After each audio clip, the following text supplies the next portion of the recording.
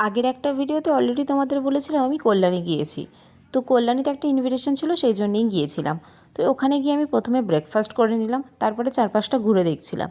যেহেতু এটা agriculture department বিসিকেবি, তোমরা কেউ কল্যাণীতে থেকে থাকলে অবশ্যই এটা চিনবে।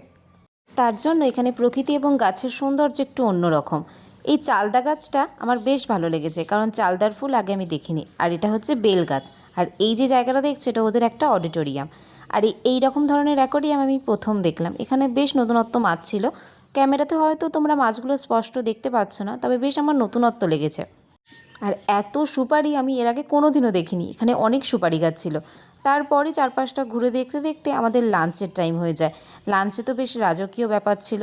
আর শেষ পাতে আইসক্রিম তো মাস্ট। তা আইসক্রিম খেতে খেতে দুপুরবেলা একটু রেস্ট নিয়ে নিয়েছিলাম। তারপর বিকেল হতে একটা মিষ্টি খেলাম, মিষ্টিটাও বেশ ভালো ছিল। তারপরে ট্রেনে করে আমি আর বাবাই চলে এলাম বেলঘরিয়া। আসছি নেক্সট পার্ট নিয়ে। বাই।